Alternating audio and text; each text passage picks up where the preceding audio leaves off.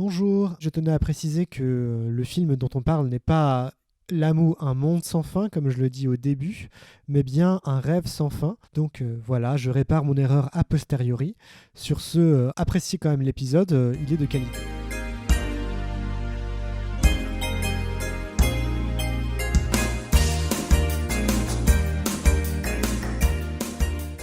Bonjour et bienvenue dans En Intervalle, le podcast sur l'animation sous toutes ses formes. Je suis Simon Eyus et avec moi il y aura Alexandre Caudal. Salut! Et pour la première fois dans ce podcast, les membres du Calvin Ball, ou plutôt du Calwib Ball, Pégase et Zali Falcam. Salut. Bonjour. Je suis très content de vous avoir sur le podcast, parce que j'ai écouté pas mal d'épisodes du Calwib Ball et ça m'a fait découvrir des trucs, mine de rien, notamment Bono Bono. Ah, Série très étrange. J'ai uniquement vu le film qui est extrêmement particulier, j'aimerais bien l'évoquer un jour dans l'intervalle, mais ce n'est pas de Bono Bono dont on va parler. Aujourd'hui, on parle plutôt d'un film de science-fiction qui est issu d'une franchise, célèbre, mais qui a été aussi un galon dans l'animation japonaise, à son échelle, L'amour, un monde sans fin. L'amour, un monde sans fin ou Yurusei Yatsura Beautiful Dreamers, c'est un film sorti en 1984 qui est le deuxième film issu de la franchise Yurusei Yatsura, qui suit la diffusion d'un animé qui a débuté en 1981, qui est lui-même tiré d'un manga publié à partir de 1978. Le film raconte l'histoire de Hataru et de ses camarades de classe qui sont coincés dans une boucle temporelle la journée d'une préparation à une fête du lycée où ils préparent un café, à thématique, Seconde Guerre mondiale nazie, ce qui pose déjà le ton du long métrage, basé sur la légende de Urashima Taro, qui est un pêcheur qui a été enfermé dans un monde au temps suspendu après qu'il ait secouru une tortue. Le film est l'un des premiers longs d'un réalisateur d'importance, peut-être un des réalisateurs qui a fait connaître, l'animation japonaise, dans ses versants plus auteuristes avec, le studio Ghibli, qui est Mamoru Oshii, le seul réalisateur japonais, d'animation à avoir concouru au Festival de Cannes en compétition officielle, en duo avec, Shrek 2, l'année de Shrek 2, et de Ghost in the Shell 2, l'année des suites, d'animation, dans le Festival de Cannes. Voilà, les bases sont posées. Maintenant, j'aimerais savoir si vous, personnellement, vous avez, pénétré, ce rêve, sans fin. Alexandre? C'est étant le énième film d'Oshii que je vois, je dois dire qu'il y a beaucoup de choses qui m'ont plu. Pour la part ensuite qui vient de Urusei Yatsura, si tu veux, c'était beaucoup de choses que je découvrais. Comme tu dis au tout début du film, comme ça, t'es présenté un peu in situ pendant le festival étudiant. Et très vite, tu dois un peu comprendre les interactions des personnages. Et c'est très surprenant de voir ce genre de comédie adolescente chez Oshii. Ça donnait quelque chose d'un peu hybride, mais vu que c'était la première fois que je mettais le pied dans ces territoires-là, ça m'a beaucoup plu. Parce que, enfin, il y avait quelque chose de nouveau que j'avais encore jamais vu chez Oshii, qui lui appartient peut-être pas, enfin, qui était assez curieux. Moi, ça m'a donné envie, ouais, de voir plus de choses liées à la licence Urusei Yatsura, ouais, au final. Zali, je sais que tu, connais un peu, les mangas de Takahashi, donc j'aimerais aussi avoir ton regard sur, le film, à ce niveau-là. Oui, moi effectivement, Rumiko Takahashi, c'est une de mes mangaka préférées, si ce n'est ma mangaka préférée et bah, moi, c'est pas la première fois que je voyais ce film évidemment, c'est genre la quatrième, je pense. Du coup, ça, c'est un film que je connais bien et j'ai je suis été toujours très content de le revoir et je suis aussi content de le revoir, parce que j'aime l'univers de Urusei Yatsura, enfin, j'aime l'univers de l'amour. Moi, je suis né en 1984, hein, comme ce film, donc j'ai vu la première diffusion à la télé quand j'étais beaucoup trop jeune et je comprenais pas les enjeux, mais j'adorais la dynamique des personnages, le fait que tout le monde, que ce soit vraiment littéralement une bande de nuisants qui fassent des conneries. Enfin, ça marche hyper bien quand t'as 4-5 ans, ça marche beaucoup mieux quand t'es un adulte, mais déjà il y a un côté gag qui marche bien. Mais c'est pas tant pour ça que j'aime Urusei Yatsura que parce que, bah, comme disait Alexandre, moi j'aime Mamoru Oshii aussi. C'est un cinéaste avec lequel j'ai pas mal grandi. C'est un des premiers cinéastes par lequel je suis rentré dans le cinéma japonais tout court, via ses films live, il y a une vingtaine d'années. Et j'aime particulièrement ce film parce qu'il est à l'articulation de deux choses, quoi. C'est-à-dire qu'on est en train de passer de Mamoru Oshii, qui est directeur directeur d'une série télévisée, puisqu'il était à l'époque directeur aussi de la plupart des épisodes de Rusei Yatsura, à un cinéaste qui est en devenir et qui va utiliser la matière, en l'occurrence de quelqu'un d'autre, ce sera moins le cas après dans sa vie, pour vraiment faire un film qui est très personnel et qui en quelque sorte est un brouillon du reste de sa carrière, de ses obsessions, de plein de choses qu'il va faire après, et qui est un film qui est en tout cas beaucoup plus personnel que Only You, qui était le précédent film de Rusei Yatsura, le tout premier, qui pour le coup était avait beaucoup moins sa patte, quoi. Donc oui, c'est un film que j'aime beaucoup. Pégase, en tant que membre du fan club de Yurusei Yatsura ou au moins en tant que spectateur de la série récente, on reviendra là-dessus. Comment tu as goûté ce film-là? J'étais forcément intrigué par ce film qui est très connu pour l'influence qu'elle a eue sur le milieu de l'animation japonaise de manière spécifique, mais aussi le milieu de l'animation de manière plus générale, et avec un tout petit soupçon de méfiance, parce que Mamoru Oshii, autant il a réalisé de très bonnes choses, autant plus on va loin dans sa carrière, et plus ses œuvres commencent, à mon sens, à se parodier un peu elles-mêmes, des fois devenir un peu imbitable, désolé pour le gros mot. Et du coup, j'étais quand même curieux de le retrouver dans une de ses premières productions un peu propres à sa personne. Et bah, ce que j'ai trouvé m'a forcément beaucoup plu, parce que là on retrouve du coup un Hoshi qui n'ose pas aller forcément trop loin non plus dans ses propres petits délires des fois de réflexion sur des thématiques vraiment extrêmement spécifiques qu'il peut y avoir dans des films plus loin dans sa carrière. Et en même temps, il y a plein de choses intéressantes qui sont faites sur l'univers de Rusei Yatsura. Tu reprends là, une formule iconique de comédie romantique, et tu en fais une réinterprétation qui, en termes de rythme et en termes de ce qu'elle raconte, est super originale. Et en même temps, ça fait un film qui évidemment deviendra une inspiration évidente pour des gens comme Satoshi Kon par exemple, plus de 10 ans plus tard. Donc c'est vraiment un film qui est précurseur à plein de niveaux différents, et en même temps, à voir, c'est aussi un film qui est très généreux et très fun tout simplement. Moi, j'avoue que je vais apporter un petit bémol. Hem, Urusei Yatsura, je connaissais vaguement puisque j'avais vu quelques épisodes de la première série et cette première série était sympa, mais avait quand même quelque chose de très répétitif dans la manière dont apparaissaient les différents épisodes. C'était quand même, un peu la même chose et aussi avec une certaine lenteur. Je précise quand même ça, c'est que après cette première série, Urusei Yatsura, qui est, quand même, vraiment culte, la série s'est aussi continuée en OVA et cetera et récemment, en 2022, a été diffusé un remake par, le studio, David Productions, qui a notamment fait, JoJo Bizarre Adventure de, cette série, Urusei Yatsura, Lamu en français. J'ai l'impression que cette deuxième série est beaucoup plus dynamique en termes de montage, en termes de rythme et cetera. Vous confirmez?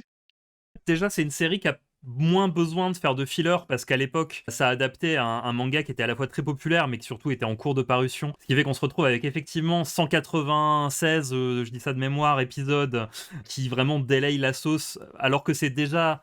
Le manga est très chouette, mais c'est une œuvre qui est très expérimentale. Rumiko Takahashi avait pas encore un style ultra affirmé. Utilisait chaque chapitre pour faire des petites expériences, pour utiliser plein de personnages dans un stock un peu à la Commedia dell'arte pour leur faire vivre des petites aventures. Donc tu prends ce truc qui est déjà assez décompressé, quoi. Enfin, vraiment où t'as pas beaucoup d'intrigues suivies, etc. T'en fais un animé avec beaucoup de fillers.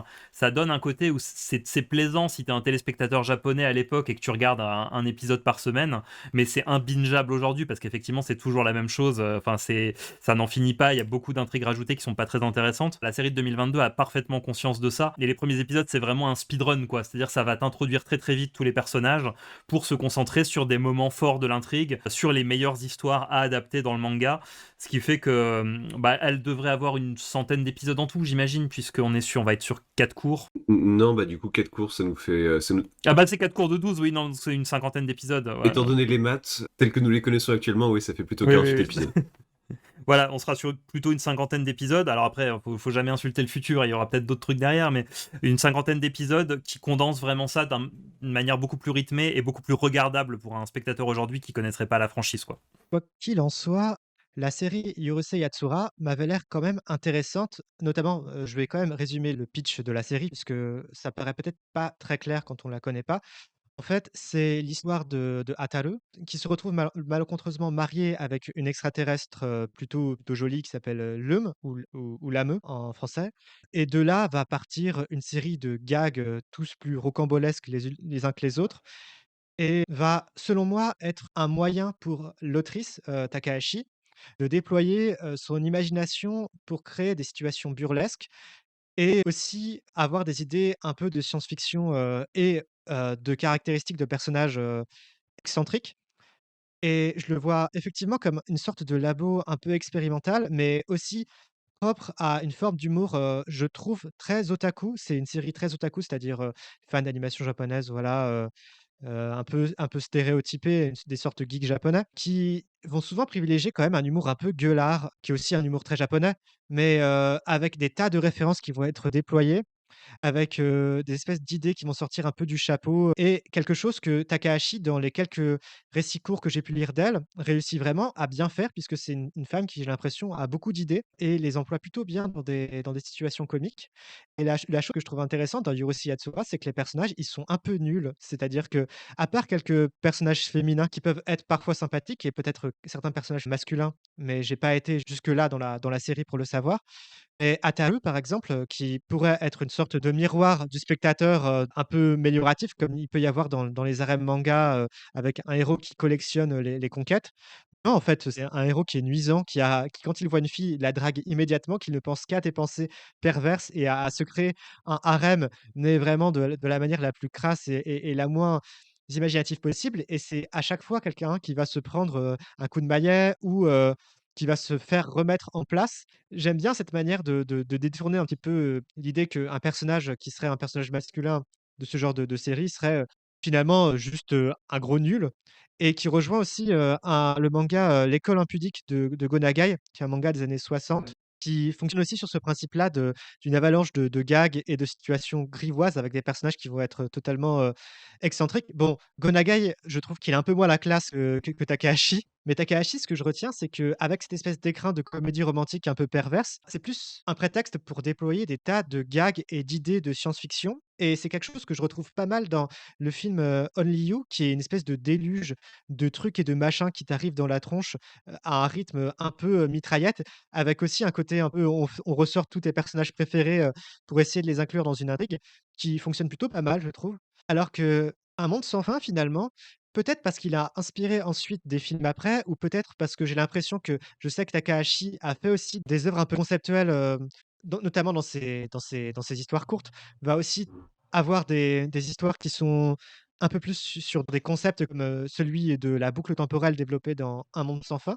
J'ai l'impression que c'est un film un peu moins singulier que ce que peut être Yurusei Yatsura, paradoxalement, alors que finalement, c'est aussi un film qui fait ressortir la patte d'un cinéaste qui est quand même super marqué, qui est celle de Mamoru Oshii. Je ne sais pas ce que vous en pensez à ce niveau-là, notamment pour ceux qui ont vu, Yurusei Yatsura un peu plus, en détail? Bah, je peux répondre à deux trucs que tu dis. C'est que déjà, ce côté très nuisant des personnages, il se retrouve en fait dans le titre, puisque Rosei Yatsura, c'est un jeu de mots qui veut plus ou moins dire bah, nos voisins les nuisants, quoi, plus ou moins, pourrait le traduire comme ça, ou les aliens relous, ou les aliens relous de l'espace, quoi. C'est un truc comme ça, c'est-à-dire c'est vraiment un ensemble de personnages où personne n'est à sauver là-dedans, quoi. C'est-à-dire Ataru est particulièrement horrible, mais en fait tout le monde est un peu chiant, bruyant, gueulard, comme tu dis très bien.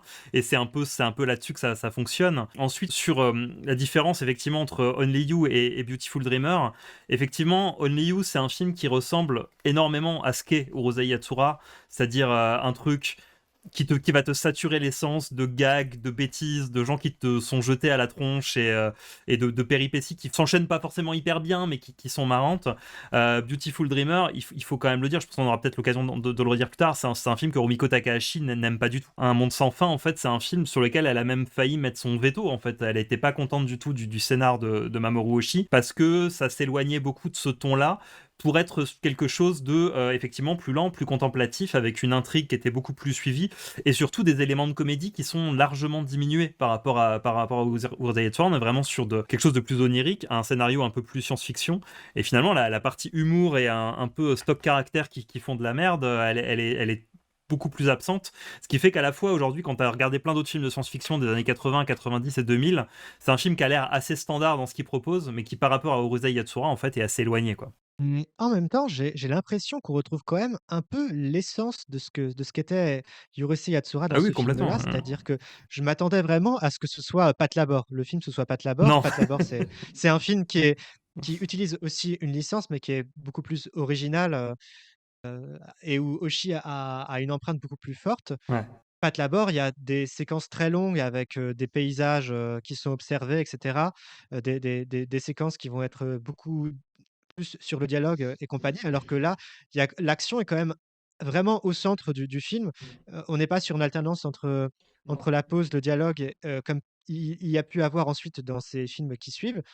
Et en même temps, j'ai quand même l'impression que c'est aussi ce qui fait l'attrait du film. C'est-à-dire que Oshii, j'ai l'impression qu'il respecte quand même des exigences et une commande avec, un univers qui est assez quadrillé et des personnages qui changent pas du tout de personnalité.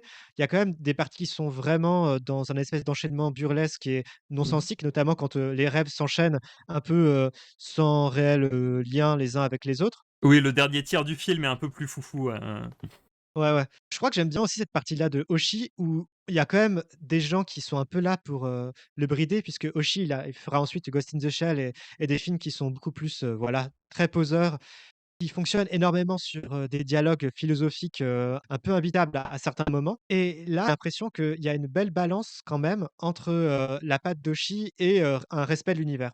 Il est encore un petit peu contenu effectivement, dans la mesure où, ça reste un film de commande et ça reste le réalisateur d'une série dont il n'est pas le créateur de l'univers de base. Ce qui sera pas le cas pour Pat Labor, où il est directement impliqué dans la création, où ça va être beaucoup plus personnel et a fortiori après quand on va lui confier les rênes de Ghost in the Shell un peu en mode, «Fais ce que tu veux», et évidemment il va s'exprimer un peu plus largement et je trouve que c'est pas toujours pour le mieux. Enfin, des fois c'est formidable et des fois c'est pas forcément pour le mieux. Mais là, il est encore contraint par un cahier des charges dont il s'éloigne que partiellement. Oui, je suis d'accord. Mais je trouve que c'est une des choses qui est intéressante dans Beautiful Dreamer, c'est la façon dont il se réapproprie cet univers au lieu de directement partir du principe que non, c'est mon univers, je le réécris dès le départ et voilà, c'est comme ça qui se fait. Là, tu pars sur un univers donc de Urusei Yatsura qui, dans la définition, dans le titre, dans le plot de départ, en fait, est prévu pour être un truc extrêmement gueulard, extrêmement mitraillette, avec des tonnes de personnages en fait qui succèdent et qui font qu'il y a un rythme qui est un peu effréné. Et avec le film Beautiful Dreamer, tu commences et t'as justement un début qui est très choral, t'as tout un tas de personnages qui succèdent, t'as une action où ça ne s'arrête pas, tu as des scènes qui fourmillent, tu as un Panzer qui démolit une classe. Plus t'avances dans le film et plus tu vas avoir des moments de contemplation qui vont se rajouter là-dedans. Plus cet univers va devenir épars, va se libérer progressivement d'ailleurs de ces personnages. Et par ce processus, en fait, Oshii fait en sorte de s'approprier cet univers pour reprendre d'abord ce rythme de Takahashi, spécifiquement d'ailleurs de Urusei Yatsura, parce que c'est quelque chose qui est assez propre à Urusei. Ensuite, elle apprend un peu mieux à contrôler ses récits de sorte à se concentrer vraiment plutôt sur des groupes de personnages plus réduits, même dans des castings chorales. Et du coup, progressivement, on va avancer dans un univers qui va de plus en plus être au style de Hoshi jusqu'à atteindre effectivement une conclusion où les scènes s'enchaînent d'une façon onirique et avec des textes qui sont pour le coup très Hoshiesques, très personnels, très proches d'un seul personnage qui est seul avec son introspection. Je trouve que c'est ce processus de réappropriation qui fait une des caractéristiques principales en fait de Beautiful Dreamers et qui en fait un de ses intérêts en fait. Bah, c'est quand tu vois l'idée même qui est un peu au cœur, c'est-à-dire mettre en boucle ce que l'homme désigne un peu comme son plus grand rêve, ce qui la rendrait éternellement heureuse, c'est-à-dire d'être toujours réuni avec ses amis. Comme tu dis au début, c'est très rapide, il n'y a quasiment pas de mise en situation, tu es directement dans l'action avec la scène de bagarre autour du Panzer. Et petit à petit, voilà, t'as ce truc qui se délite où on a l'impression que Oshii est vide petit à petit et qui commence à y mettre des paysages nocturnes, ces silhouettes fantomatiques, des formes qui se déplacent, qui semblent les regarder aussi. Disons que la boucle permet un peu cette alternance. Il semble en fait sur la carte respecter tel quel l'esprit Urusei Yatsura, enfin, ce que je reconnaissais comme un corps étranger dans des trucs fort marqués Oshii. Et petit à petit, tu as cette espèce d'épure qui va doser à fond et que tu retrouveras de façon beaucoup plus resserrée et concentrée dans l'œuf de l'ange qui fait l'année suivante. Et où là, il n'y a plus de dialogue, il n'y a que des paysages vides, et des personnages qui sont parfois juste des ombres. Enfin, dans quelque chose qu'on pourrait lui reprocher d'être prétentieux, quelque chose de beaucoup plus poseur, de beaucoup plus plastique. C'est cette manière dont il utilise le rêve de faire une sorte de série dans la série et de faire que quelque chose tourne en rond, se répète et qu'on fait se décliner comme ça une situation donnée qui est le rêve de l'homme pour qu'il y ait quand même ce burlesque là dont tu parlais Simon qui semble être très caractéristique de la série et que Takahashi apparemment aime beaucoup de ce que j'en avais discuté avec une amie mais il va au bout de la mécanique et aussi commence à expérimenter là-dessus et y mettre quelque chose de très étrange, de hors du temps, avec cette espèce de tortue à la Disque Monde là, ça m'a mal surpris quand ça débarque.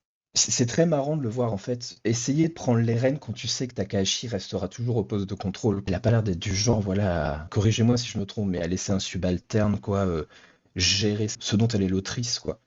Pas à l'époque en tout cas. Aujourd'hui, maintenant, je pense qu'elle s'en fout, mais à l'époque, non. Mais elle était très jeune. Elle doit être bien plus confortable, ouais. C'est son premier manga, hein, Urusei Yatsura. À l'époque du film, elle avait genre littéralement 4 ou 5 ans de carrière derrière elle. Maintenant, elle en a 50. Donc, tu vois, je pense qu'elle est un peu plus détendue par rapport à ça, quoi.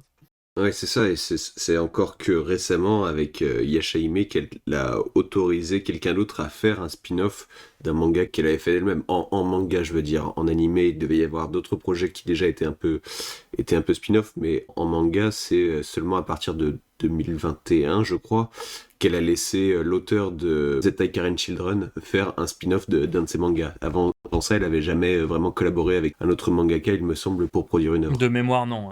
C'est venu de manière beaucoup plus progressive, le fait de lâcher ses bébés, en fait, tout simplement. J'aimerais revenir sur, quelque chose que vous avez dit, notamment sur, le mystère que tu as un peu dévoilé. C'est-à-dire que, le film, c'est une boucle temporelle qui va dériver sur, une sorte de monde post-apocalyptique, où il ne va rester qu'une poignée de personnages et Mm. en fait, ça, c'est un rêve qui est fait par, Leum, qui est le personnage iconique de la série avec, son maillot de bain, les léopards, la fiancée de Ataru.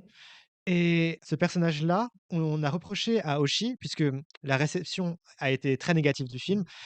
Apparemment, Oshii aurait reçu des lames de rasoir par courrier. Il a eu des menaces de mort, oui, effectivement. C'est un tantinet excessif, je dirais quand même.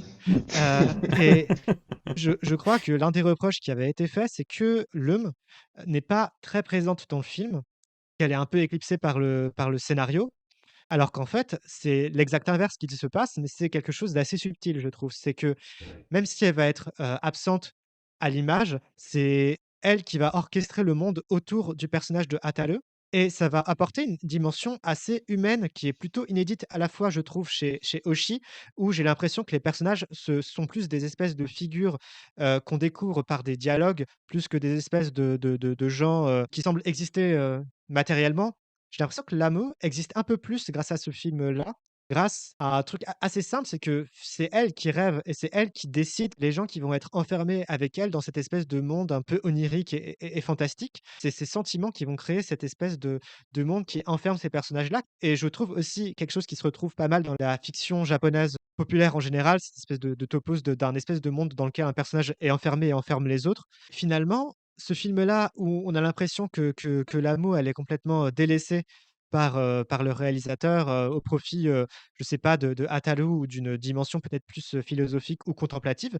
Finalement, c'est ce personnage central qui chapeaute finalement un peu tout l'univers du film. Moi, je trouve que c'est un film qui est brillant déjà parce que bon, j'ai été un peu sévère en disant que l'élément comique était un peu évacué du film. Mais en fait, il y a quand même des gags dans le film et il y en a qui ont lié à l'intrigue. Le fait qu'il s'appelle littéralement Beautiful Dreamer et qu'au bout de 30 ou 40 minutes de film, t'es Ataru qui te dise un truc genre bah ouais, je sais très bien que je suis dans un rêve, j'ai juste pas envie d'en sortir, moi ça me va bien. J'ai la dernière maison qu'à la flotte et l'électricité, et j'ai à bouffer gratos et il y a plein de meufs. Et le fait que ce soit supposé être un plot twist que ça se passe dans un rêve et tout, que t'as deux personnages qui font tous une enquête hyper compliquée avec des panzers, de l'escalade, des déductions et tout ça pour qu'à la fin t'aies le personnage d'Ataru qui soit mais je sais bien que je suis dans un rêve, je m'en fiche, de toute façon limite il te dit c'est marqué sur le titre du film quoi. Et d'une part il y a voilà cette dimension là je la trouve assez marrante et effectivement je pense que s'il y a un truc que Mamoru Oshii comprend bien c'est le personnage de Lamu en fait qui est un personnage qui est certes c'est tout le temps traité à la comédie dans la série de 81 mais en fait, c'est un personnage qui est assez triste, le personnage de Lamu. Littéralement, c'est un personnage d'expatrié sur une planète où elle est fiancée à un gars qui la calcule un tiers du temps, qui a à la fois pas envie qu'elle parte et en même temps qui peut pas s'empêcher d'aller draguer absolument tout ce qui passe sans pouvoir s'en empêcher en le revendiquant et en sachant que ça la fait souffrir. Et je pense que le film a une certaine mélancolie qui est assez intéressante de ce point de vue-là, c'est que Oshii comprend très bien que Lamu, en fait, ouais, c'est pas un personnage qui est si joyeux que ça. Si elle est colérique, c'est aussi bon parce qu'elle est nuisante et que c'est une nuisante de l'espace, mais c'est aussi parce qu'elle est pas satisfaite de la situation. Et en fait, son rêve te dit littéralement je préférais que tout soit détruit plutôt que de perdre le fait d'être avec déjà bon mes amis mais surtout avec Ataru quoi et moi je trouve que le film est très réussi de ce point de vue là donc ouais beaucoup de gens ont pas compris qu'elle soit si peu présente dans le film à l'époque, mais je trouve qu'avec le recul, c'est un des films qui parle le mieux de ce personnage qui est iconique dans l'animation japonaise et dans le manga. Et non seulement ça en parle bien, mais c'est un des films qui est resté. Tu vois, Only You, c'est pas du tout un film qui est resté dans l'histoire de la Japanime, alors que Beautiful Dreamer, c'est encore régulièrement cité comme étant un moment important dans l'écriture cinématographique de l'animation japonaise, quoi. Je me pose une question juste en tant que néophyte par rapport à Urusei Yatsura. Comment est-ce qu'ils se sont retrouvés fiancés au début de la série? En 2 mots, en fait, les extraterrestres arrivent sur Terre et disent bah voilà, vous êtes nos esclaves et nos vassaux. Et sauf si en moins d'un mois, vous arrivez à attraper les cornes de Lamu, qui évidemment volent alors que les humains ne volent pas. Et c'est Ataru qui se retrouve à devoir attraper ces cornes. Et il finit par y arriver d'une manière assez grossière, qui est brièvement restituée dans Beautiful Dreamer. On voit une scène où il lui vole son bikini, en fait, son haut de bikini. Et en fait, ça, c'est une scène iconique du premier épisode de Urusei Yatsura. En fait, il fait ça, du coup, elle se cache la poitrine avec les mains, et pendant qu'elle fait ça, lui arrive à lui attraper les cornes, et ce qui fait c'est la première fois que quelqu'un arrive à s'approcher d'elle, et du coup, elle décrète que c'est l'amour de sa vie, et elle se retrouve fiancée avec lui par son père, en fait, voilà. D'accord. Parce qu'en même temps, il est fixé sur l'idée de se marier avec sa petite copine, et du coup, il arrête de répéter je vais l'épouser, et du coup, elle prend ça pour elle. Et du coup, il y a cette espèce de malentendu où il se retrouve de facto, en fait, fiancé à deux filles. C'est pas clair dans Beautiful Dreamer, mais en fait, il est aussi fiancé à une humaine, Ataru. Un fiancé, viteuf. Ouais, bon, fiancé, il a une petite amie avec qui il était supposé se marier pour éviter la fin du monde, quoi. En gros, bref. Ça nous permet de connecter à autre chose, mais Lamu est donc basé sur une figure de la mythologie japonaise qui est le Oni, donc un ogre japonais, qui sont donc des espèces généralement de personnages plus ou moins humanoïdes avec des habits justement tigrés et des cornes. Et le jeu du loup en japonais, donc le chat perché, ce qu'ils font du coup au premier épisode de Urusei Yatsura, en japonais ça s'appelle Onigoko, donc le jeu du Oni. Tout part d'un jeu de mots, et c'est une imagerie qu'elle va elle aussi réutiliser, Takahashi, à travers sa série. On va le découvrir notamment peut-être à travers notamment un personnage antagoniste de ce film-là. Pour revenir sur la part belle qui est accordée à Lamu, je trouve que au-delà de parler du point de vue de Lamu, en même temps, Aoshi, ce qu'il fait, c'est parler tout simplement du genre dont Takahashi est en train de poser les bases. C'est-à-dire qu'il réduit à son plus simple appareil l'idée de la comédie romantique classique qui va devenir quelque chose d'absolument mainstream et répété partout après Urusei Yatsura. En voyant le film, ce que je me suis dit, c'est qu'il tout simplement il faisait une Sazae-san. Rappeler ce que c'est que Sazae-san? Ouais, bien sûr. Il crée un status quo qui va se répéter sans fin et d'une manière qui dépasse l'absurde, parce que techniquement il ne peut pas y avoir autant d'actions dans un laps de temps comme ça. Et donc effectivement je fais référence à Sazae-san. Sazae-san, c'est à la base un manga qui a été adapté en animé à partir de, je crois que c'était 69. Dans ces eaux-là, ouais, fin des années 60. C'est tout simplement le plus vieux dessin animé toujours en cours. Actuellement, c'est toujours en cours. Voilà, c'est ça, 5 octobre 1969. Aujourd'hui, il y a plus de 2500 épisodes. Enfin, je crois qu'ils sont répartis en plusieurs segments, donc techniquement, ça fait plus. C'est une tranche de vie qui raconte la vie notamment d'une femme au foyer qui s'appelle Madame Sazae. Ça va raconter l'histoire de toute sa famille. À la Simpsons, elle a tant de séries depuis.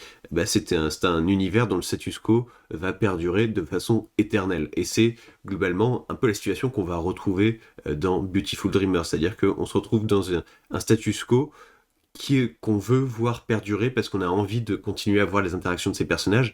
C'est à la fois le ressenti de l'amour, mais c'est aussi la base, tout simplement, du genre de la comédie romantique à la japonaise, qui est un peu analysée et découpée et poussé à des extrêmes absurdes, avec le fait qu'il n'y a que la maison de Hataru qui est alimentée en eau, en électricité, en gaz, avec que la supérette à laquelle s'alimente la famille d'Hataru, dont les stocks sont sans cesse renouvelés sans raison. Il n'y a que le minimum vital qui permet à ce que ce status quo continue, qui est gardé dans cet univers-là, et ainsi que les personnages, et même ça, et ça va être de plus en plus réduit à son plus simple appareil. Oui, puisque les personnages secondaires sont évacués les uns après les autres. Ceux qui commencent à plus être d'accord avec la situation, en fait, ils sont supprimés de l'intrigue, effectivement, comme un personnage qui plairait plus au public. Enfin, il y a un côté, tout se dégrade, sauf le cœur du truc, quoi. C'est ça. Il y a un truc qu'on pourrait prendre comme un peu de limite méta ou théorique, de voir petit à petit comme cette logique-là de statu quo éternel se déliter en fait avec l'univers qui vient avec, et enfin les personnages qui sont évincés ou des choses comme ça. Ça donne vraiment quelque chose de très mélancolique, je trouve, arrivé à un stade. Les jours coulent et se ressemblent tous, mais c'est peut-être un peu aussi la valeur morale du film, quoi. C'est que est-ce que les rêves ont réellement vocation à être réalisés? Est-ce que les souhaits valent le coup d'être concrets, quoi? Je pense que oui, effectivement, le film il donne une forme de réponse en faisant en sorte que autour de cette famille qui, elle, pour le coup, est vaillante et conserve plus ou moins sa dynamique, tout simplement, le reste de l'univers meurt et disparaît. C'est globalement, je pense, un peu le point de vue de Hoshi là-dessus, c'est que le status quo, c'est bien beau, mais au bout d'un moment, il faut que les choses avancent pour tout simplement garder son univers en vie. Et du coup, on va voir effectivement ces paysages de douce apocalypse qui vont s'étendre autour de notre status quo très très très très restreint. Avec d'ailleurs cette petite perversion qu'à la fin, il te dit quasiment quand l'homme finit par se réveiller, le status quo va avancer, puisque Ataru a l'air brutalement d'avoir un moment de lucidité en se disant mais en fait oui je l'aime en fait l'amour. C'est immédiatement arrêté par tous les autres personnages qui arrivent en disant non non ça se passera pas en fait. La scène que vous attendez qui est une scène de baiser elle se passera pas parce que c'est pas possible et tout le film vient de vous expliquer que c'était pas possible quoi. Il y a aussi quelque chose que je trouve intéressant dans la dimension mélancolique du film, qui rejoint aussi cette espèce de subversion des récits de tranches de vie et de comédie romantique à la japonaise. C'est quelque chose qui me rappelle des formes de tranches de vie qui vont se passer dans des mondes post-apocalyptiques aussi, qui sont des séries qui sont souvent très étranges. Je pense à le précurseur, ça doit être Escale à Yokohama, qui est un manga qui a été adapté en série d'OVA pour la vidéo. Je pense aussi à Girls Last Tour, à Sola no Woto. Les promeneuses de l'apocalypse récemment aussi qui est sorti chez nous. Ces séries-là, ça reprend des traits communs à des tranches de vie à la japonaise, souvent un rythme assez lent, une emphase sur des gestes quotidiens, sur, une forme, d'amitié, sur, quelque chose qui va être sur un rythme, étiré. En même temps, il va y avoir une tranquillité qui va se dégager de ces récits-là, mais aussi la conscience de la perte de quelque chose ou que ce monde est dans cet état-là parce qu'il s'est passé quelque chose de grave. En somme, que c'est pas un état, réellement naturel du monde ou plutôt de l'humanité, mais que c'est quelque chose qui découle de souffrance et de malheur et que parfois il y a dans dans la beauté, on va dire, de ce monde apocalyptique, il va y avoir des réminiscences d'un monde passé auquel on ne peut pas avoir accès. Notamment, je pense à Escale à Yokohama puisque le personnage féminin va avoir une sorte de simili-casque VR, ça existait pas à l'époque quoi, mais ça ressemble à ça pour se projeter dans des univers et des ambiances et des photographies d'un temps passé. C'est l'impression que me fait aussi, Beautiful Dreamers. C'est à la fois la conscience, d'un monde, plaisant dans lequel on aime se plonger, l'impression que ça se finira jamais, mais en même temps la conscience que ça s'est fini ou que ça va se finir. Bah, du coup, ce serait dans le cas du Beautiful Dreamer, la fin d'un rêve et c'est ça que je trouve, assez beau et aussi assez triste dans ces films-là, quoi. C'est espèce de la peur de la mort presque. Si j'avais envie d'avoir une colonne dans Télérama, je dirais oui, mais vous voyez, ça c'est le concept très traditionnel du mono no aware dans la philosophie japonaise. Ce qui, d'un côté, me donnerait envie de me mettre des baffes, mais de l'autre côté, ce serait pas tout à fait faux, puisque c'est effectivement quelque chose qu'on va retrouver beaucoup dans la fiction japonaise, notamment dans la BD. Scott McCloud dans L'Art Invisible en parle un peu, mais l'art séquentiel japonais met beaucoup d'emphase sur le fait de pas forcément faire se succéder les scènes directement, mais de placer des instants de pause d'ambiance, de décor, de contemplation, pour à la fois rythmer et donner une couleur au récit. Et c'est quelque chose qu'on va beaucoup retrouver dans Beautiful Dreamer avec ces moments qui vont, comme je le disais, partir de scènes qui sont beaucoup plus rapides et on va progressivement vers des choses beaucoup plus contemplatives, des scènes beaucoup plus longues. Ça arrive même assez tôt dans le film. On va le voir à partir du moment où on s'éloigne du lycée, en fait. Les scènes commencent à s'allonger, on va avoir notamment la scène au café avec l'infirmière Sakura qui parle avec le prof, qui est une très belle scène sur fond de piano un peu désaccordé où on voit les personnages se refléter dans des miroirs tout en parlant avec une caméra qui tourne. Tout ça est très lent, ce sont des plans qui sont assez posés et on va voir de plus en plus le film mettre l'emphase sur ça. Et du coup, cette caméra qui ne cesse de ralentir va se poser sur des scènes qui vont être de plus en plus désolées. On va avoir la ville la nuit d'ailleurs, qui est une scène qui moi m'a un peu terrifié parce que vraiment c'est une ville incroyablement froide que Mendo et Atalu vont traverser. Et puis ensuite, tu vas voir effectivement ce monde désolé où tu vas voir de plus en plus de scènes où on va constater le délitement, en fait, tout simplement de ce qui les entoure. Et c'est à la fois quelque chose de un peu rassurant, un peu familier, et en même temps très mélancolique, parce qu'on sait que c'est quelque chose qui n'est pas forcément là pour durer.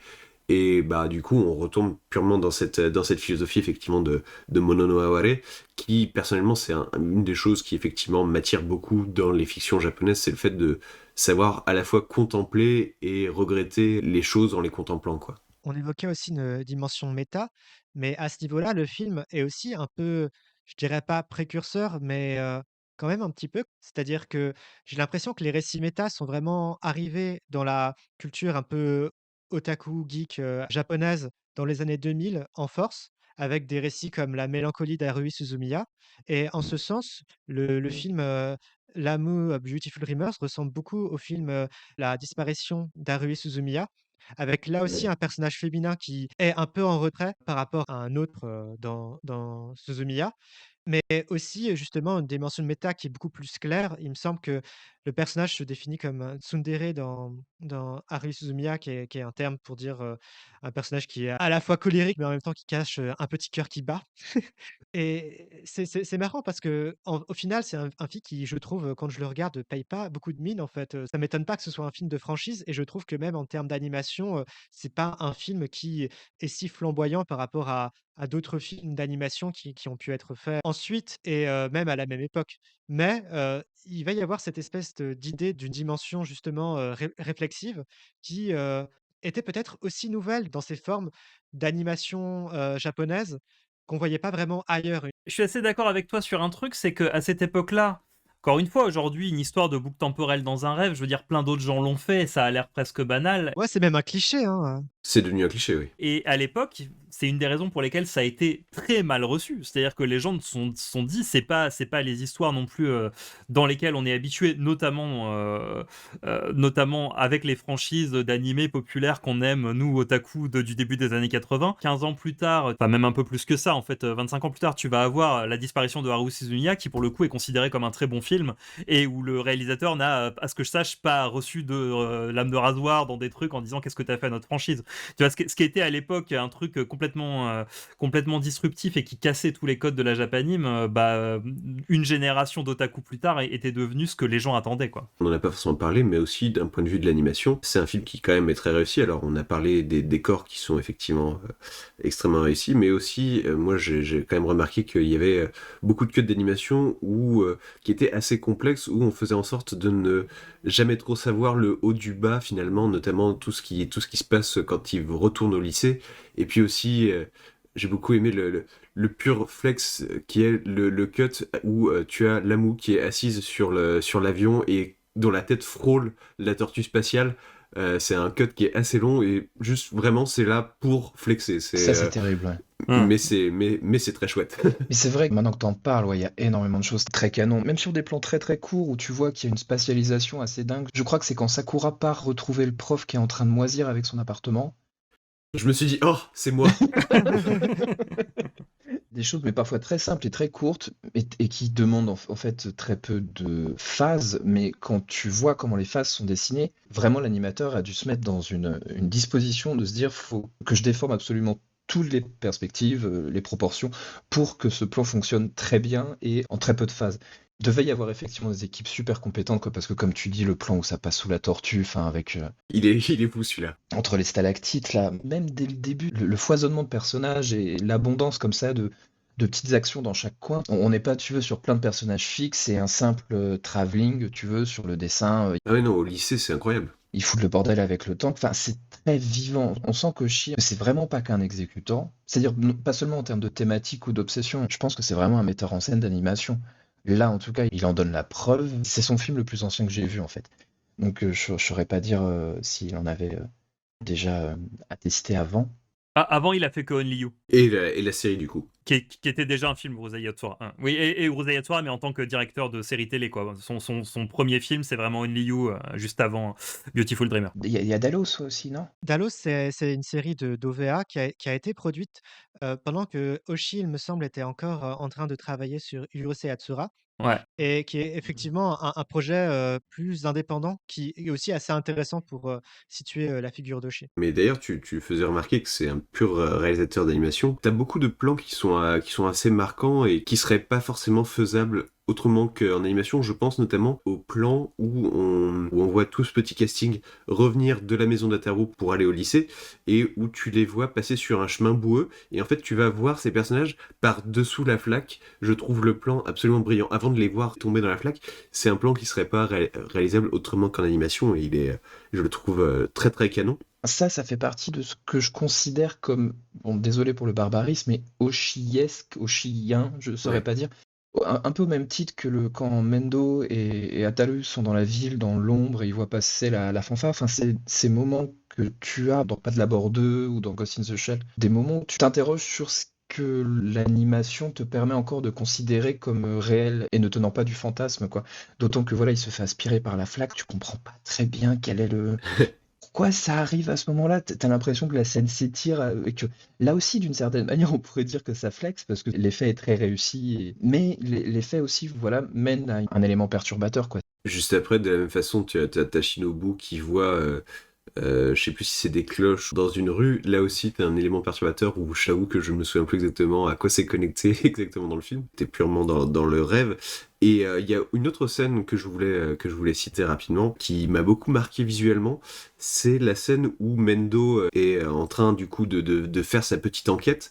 Donc Mendo, c'est le personnage doublé par Akira Kamiya, qui est ce jeune péteux riche qui s'amuse à conduire son tank. Il est en train de manipuler un espèce de petit robinet qui visiblement ne veut pas donner d'eau. Et t'as Lamu qui arrive et qui lui dit ah bah moi je suis très contente ici comme on est, tout en arrosant une pastèque après avoir tourné le robinet et qui là du coup a donné de l'eau. Et tu as Mendo qui reste transfixé en plein milieu du plan après qu'elle soit partie. Et le robinet continue à faire couler de l'eau et tu vas voir l'eau s'étendre autour de Mendo et progressivement creuser en fait le décor et le décomposer comme une espèce de matrice. Et je trouve ce plan déjà très canon parce que il est beau, il est long, il dit quelque chose sans avoir à le dire en texte tout simplement. Et aussi parce que je trouve que c'est un peu précurseur d'animation qui va être beaucoup moins figurative en fait. Tu as là une espèce d'eau qui va transformer le terrain d'une façon qu'on ne s'explique pas bien. Et là où, dans les débuts de l'animation japonaise, on est dans une animation qui est quand même beaucoup plus figurative qu'on ne peut avoir plus récemment avec des animateurs de la génération web. Des trucs qui vont être beaucoup moins figuratifs, beaucoup plus stylisés. Et là, on est dans ce type d'animation-là qui, moi, me parle beaucoup. Du coup, j'aime beaucoup la rencontre, en fait, de ces différentes ambiances, notamment dans ce plan-là, quoi. C'est vrai que c'est très curieux l'effet que ça produit parce que il m'a fallu du temps avant de comprendre que c'était la flaque qui s'étendait. Ça revient un peu à ce qu'on disait du délitement, de l'espace autour de la répétition incessante, voilà, de leur tranche de vie, et que c'était pas le sol qui devenait concave et que tout s'effondrait. C'est des choses que fait beaucoup Oshii dans L'œuf de l'ange qui vient un an après, où il va juste animer des reflets dans l'eau, les cheveux dans le vent, voire parfois animer des ombres, et on ne sait pas du tout les ombres de quoi. Je parle même pas seulement des énormes poissons qui vont glisser sur les façades des immeubles. On sent que ça commence à l'intéresser autant que développer les situations du matériau de base, qui semble pas bouder, mais il y a quelque chose qui l'appelle, quoi, et qui n'appartient qu'à lui. On pourrait citer le producteur de ce film, qui est quand même pas négligeable, qui est Yuji Nunokawa, quelqu'un qui est d'ailleurs décédé très récemment, hein. Il est décédé en fin d'année dernière, et qui était le fondateur du studio Pierrot, et qui était quelqu'un qui était vraiment à cheval entre ces deux trucs-là, quoi, qui était un petit peu à l'étroit à l'époque où il était à la Tatsunoko en tant qu'animateur, où il essayait vraiment de partir dans des directions assez expérimentales et tout, et était forcément limité parce que quand tu fais des épisodes de Time Bokan, c'est pour les enfants de 8 ans, et même s'il y a un petit public otaku déjà qui se développe, tu peux pas leur proposer des trucs très très expérimentaux, c'est pour la télé, il faut plaire aux annonceurs et tout. Et il est pas encore dans un moment où il va proposer des choses beaucoup plus étranges et beaucoup plus personnelles au sein des productions les plus barrées du studio Pierrot à sa grande époque. Et je pense que c'était aussi quelqu'un qui était capable d'assembler des staffs d'animateurs. Alors je me suis pas renseigné sur qui étaient les animateurs un par un de Beautiful Dreamer, mais qui était capable d'assembler des animateurs qui pouvaient vraiment rendre la pleine justice à la vision d'un réalisateur comme Oshii, quoi. Et on n'est pas encore complètement dans l'expérimental et dans le farfelu et dans le personnel, et certains diraient dans le prétentieux, effectivement, que Oshii va pouvoir avoir un peu plus tard, mais on est déjà dans quelque chose qui se permet d'aller beaucoup plus loin que ce qu'un fan d'animation pouvait attendre en 1984, quoi. C'est assez évident. Mais par rapport à l'animation, Vegas disait que c'était un film qui était précurseur, mais je le trouve intéressant aussi parce que c'est un film qui est de son époque à ce niveau-là, notamment dans cette idée de flex en donnant des perspectives extrêmement particulières, difficiles à animer, on va pas se mentir. Sur certains passages, c'est quelque chose qui est extrêmement présent dans l'animation d'animateurs, l'animation aussi, destinée aux otaku, et c'est pas étonnant notamment que Oshii, pour évoquer son expérience sur Urusei Yatsura Beautiful Dreamer, dans un film qu'il fera ensuite qui s'appelle Talking Head, il l'appelle Yoshinori Kanada, qui est un animateur qui lui aussi va montrer des poses extrêmement saccadées, très vives et surtout qui vont pas vraiment aller sur une vraisemblance des corps, mais vraiment sur une stylisation des traits. C'est quelque chose qui apparaît énormément dans les années 80 et c'est aussi dû grâce à Hirose Hatsura, mais je pense que c'est aussi une époque qui rencontre, son style et ça se voit dans des projets qui vont être faits ensuite. Je sais qu'il y a une série de films qui s'appelle Projet Ako, dans lequel, il y a pas mal de personnes qui ont officié dans l'équipe de Hirose Hatsura et qui vont là aussi être des gros flex d'animateurs où il va y avoir, une étudiante qui va, courir sur des avions et les enjamber, les uns à la suite des autres pour, pouvoir accéder à un espèce de vaisseau spatial. Ça, c'est vraiment un plan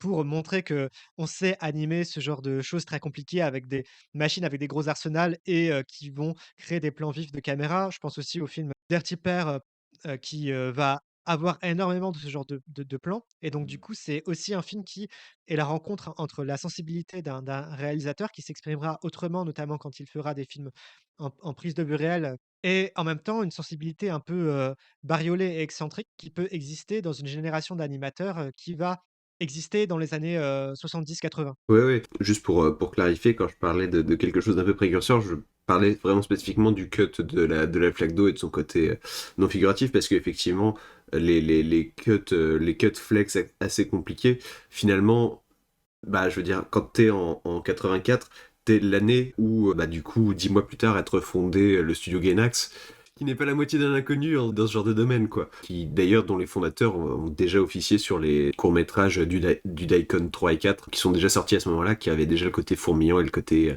un peu flex avec cette écolière qui saute sur des carrosses missiles, enfin bon. Ça, pour le coup, effectivement, c'est quelque chose qui est très présent à cette époque-là, effectivement.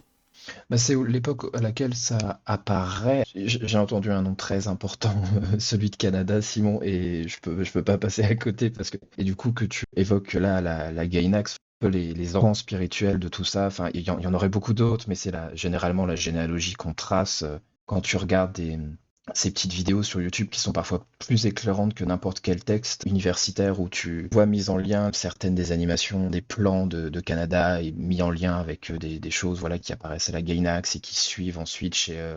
j'ai oublié le nom du studio de Imaishi. Trigger.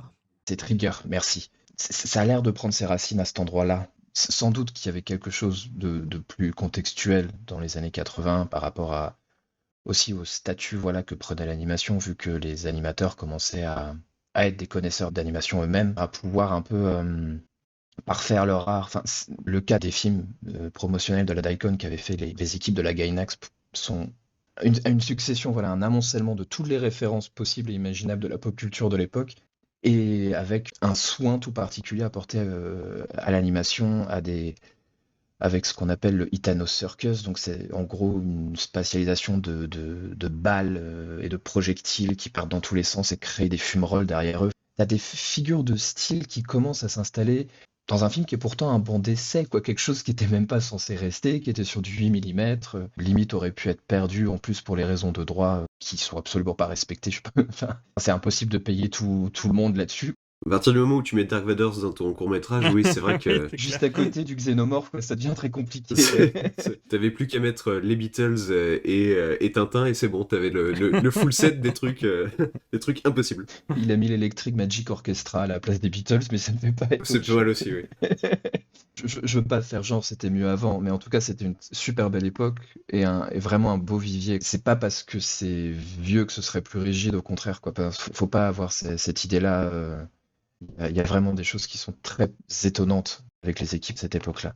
Clairement, on est sur le moment où il y a toute cette génération d'animateurs qui se rendent compte qu'ils font pas que un produit pour la télé, pour servir de produit d'appel pour des publicités pour du jambon qui sont diffusées au bout de 11 minutes d'épisode, mais qui sont vraiment en train de créer quelque chose qui peut aussi, pas systématiquement, mais dans certaines circonstances, quand on les laisse faire, quand ils ont le temps, quand ils ont l'argent, quand ils ont les projets pour être de l'art et être des œuvres, un média à part entière avec ses propres codes, ses propres clichés, ses propres gimmicks, voilà. Et ce qui est moins le cas de l'animation des années 70, c'est assez, sauf exception, quoi. Tout simplement, quand t'arrives dans le début des années 80, t'arrives dans la génération de jeunes animateurs qui ont été influencés par l'animation, tout Bah, simplement. on est 20 ans après Astro Boy, quoi. Enfin, on On est avait 20 ans après tout, après Astro Boy, exactement, qui est de 61 ou 62.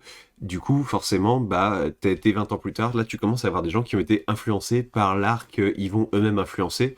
Et du coup, tu vas effectivement commencer à beaucoup plus avoir d'ambition directement dès les starting blocks. Bah, de la même manière que les gens font des jeux en pixel art maintenant parce que il y a 25 ans, c'était et que la prochaine vague de jeux vidéo qui arrive, c'est des jeux qui imitent la PlayStation 1, la GameCube et tout ça, quoi. Enfin, il y a un côté cyclique et logique par rapport à ça. Sortez-moi ma canne.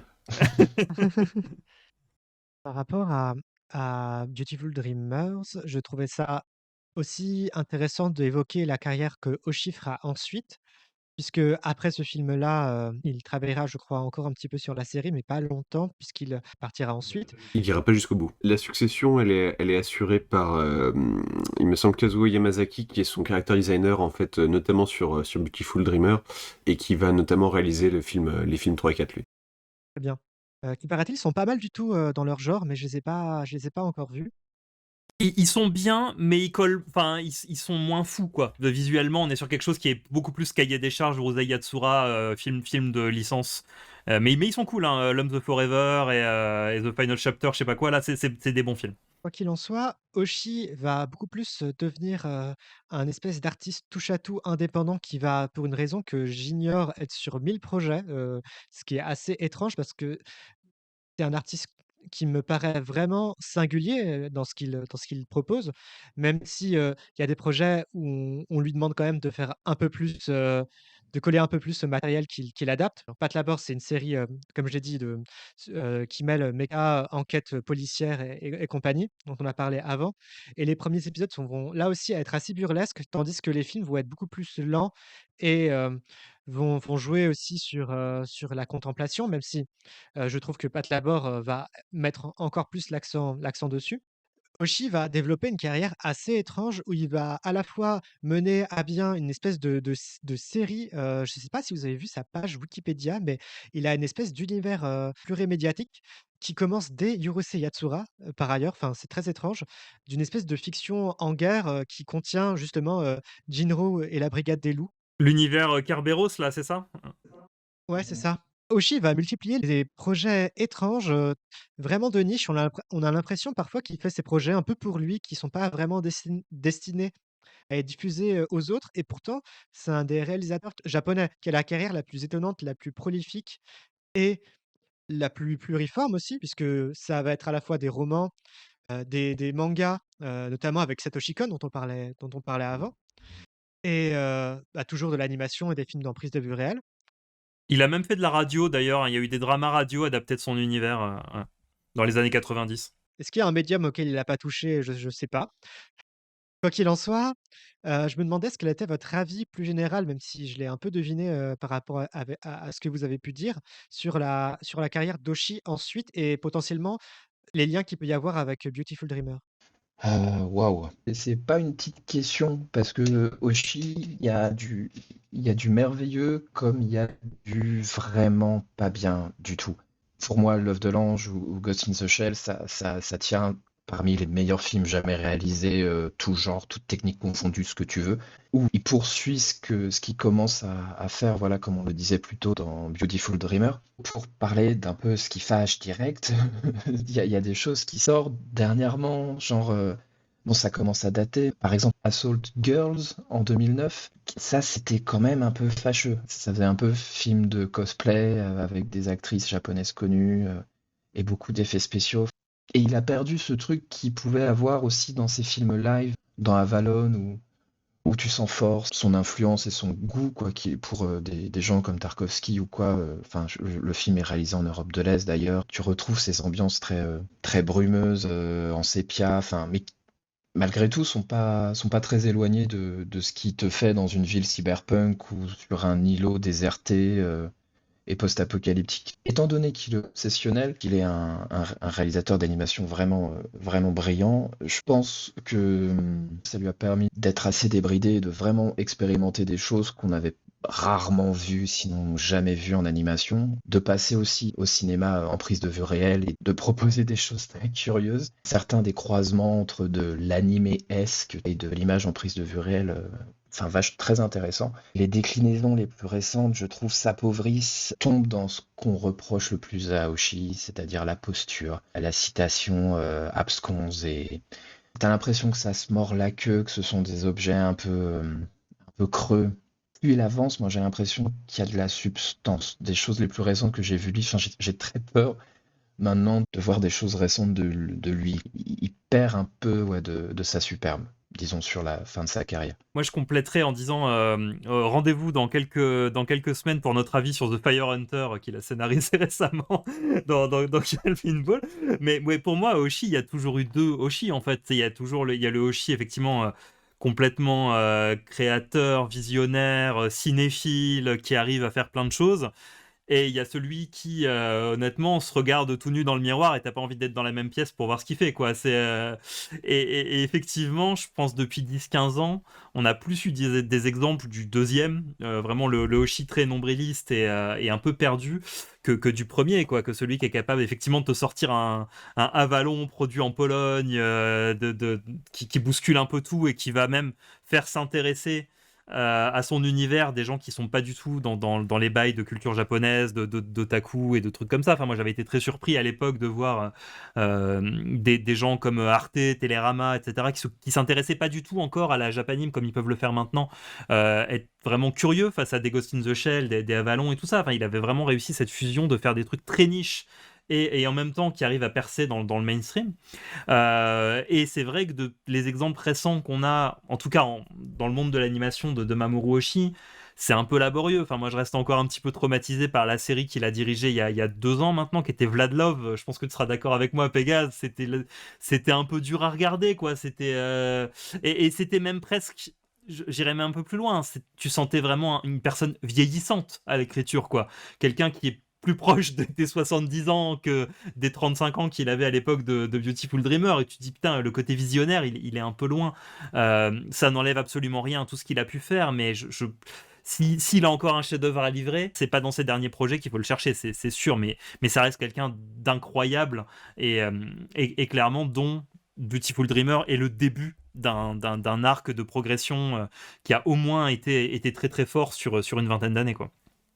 Love qui a l'air d'avoir des grosses, similitudes avec Hirose Yatsura d'ailleurs, vu que c'est le retour, à une espèce de comédie, burlesque scolaire, C'est un peu ce que j'allais dire, qu'effectivement, pour moi aussi, il y a deux Mamoru Oshii. Il y a celui qui, je ne sais pas s'il est pris par sa propre image, en fait, c'est-à-dire, ou s'il est sous la pression d'être ce que les gens attendent qu'il soit, c'est-à-dire un mec qui va te parler d'anges et te faire des histoires métapsychiques, etc.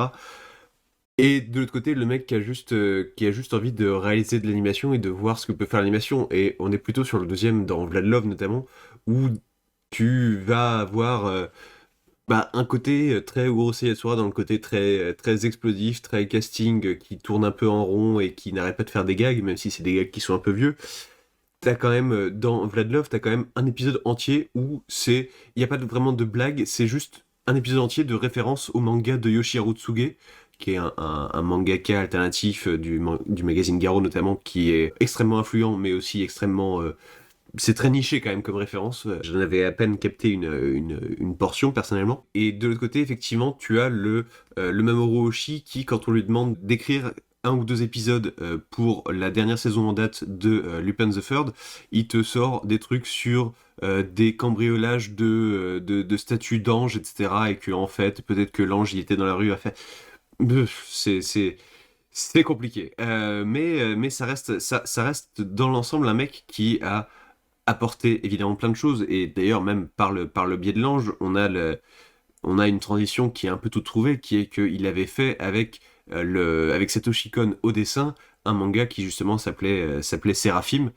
Et c'est un peu une forme de passage de bâton pour moi, en termes de ce qu'il a raconté.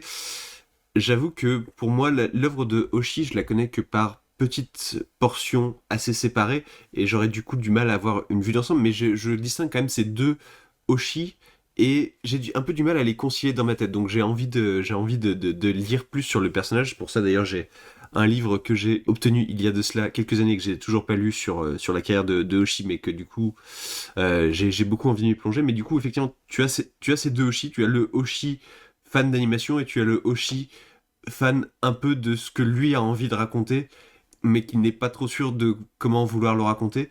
Et je ne sais pas encore trop comment concilier les deux, mais s'il devait y avoir une façon de concilier les deux, bah je trouve que Urusei Yatsura Beautiful Dreamer, c'est pas une mauvaise réponse à cette question-là, quoi.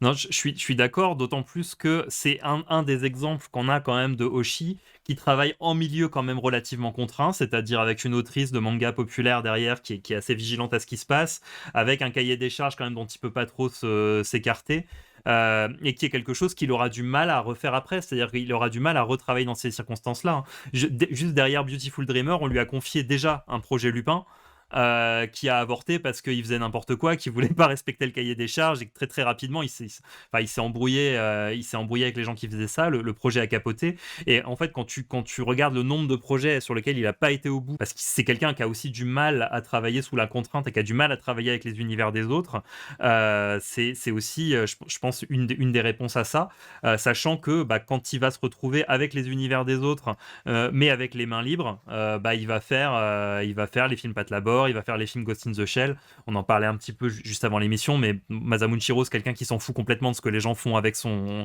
univers tant qu'il est payé. Donc, ce qui donne des résultats qui sont évidemment beaucoup plus proches de l'univers de Hoshi que de l'univers du mangaka. Et en fait, voilà, je trouve que c'est intéressant d'avoir ce petit focus sur le début des années 80, où il était quand même encore obligé, parce qu'il n'avait pas la notoriété nécessaire pour faire des radio shows tirés de Iliang, la Brigade des Loups et je sais pas quoi, de la Kerberos Saga, parce que c'est Mamoru Oshii qui peut le faire. Voilà, où il était encore obligé de concilier un petit peu ces deux versions de lui-même. Je trouve que des fois ça donne dans le film un truc un peu contrarié, mais qui je trouve en termes d'animation et de résultats à l'écran est super intéressant. Et je trouve aussi que ça l'a mené à faire des projets plus confidentiels. Enfin, moi, j'aime bien aussi cette figure d'un réalisateur qui va faire des projets super mainstream et iconiques pour l'animation japonaise comme Ghost in the Shell et qui, à côté, va faire ces espèces de petits films bizarres qui sont vus par quasi personne, qui sont en huis clos dans un théâtre et qui, moi, je trouve, peuvent avoir leur intérêt. J'avais juste un dernier truc à dire sur Oshi, mais il y a quelque chose qui me perturbe un peu, c'est que ça se retrouve pas que chez Oshii. Je pense qu'on pourrait citer Hayao Miyazaki par rapport à ça, mais c'est ce fétichisme des armes de guerre. Enfin, je sais pas ce que vous en pensez, mais souvent ça contraste énormément avec, justement, dans Beautiful Dreamers qui est un film qui est plutôt humain et assez doux avec ses personnages.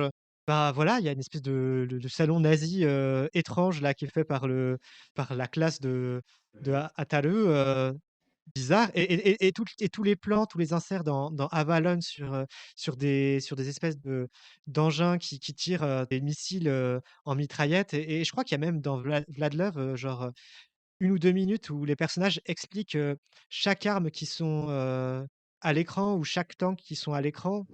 Oui, il y a un truc comme ça, effectivement.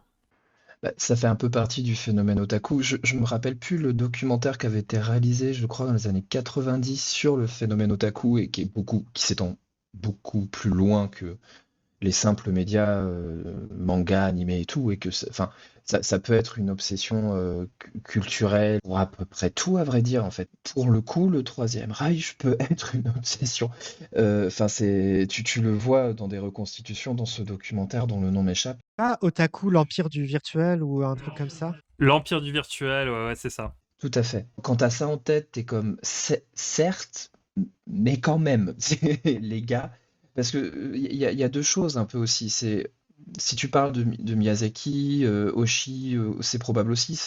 Enfin, j'ai envie de prendre l'exemple de Yasuo Otsuka, qui était encore un animateur brillant qui travaillait avec Miyazaki, qui explique dans des entretiens qu'il a appris en fait à dessiner en recopiant les véhicules militaires américains qui étaient là présents sur le territoire japonais après-guerre. Il y a quelque chose qui tient aussi de l'enfance, si tu veux, de quelque chose qu'ils ont vécu et qu'ils ont réussi d'une certaine manière à transformer, si tu veux.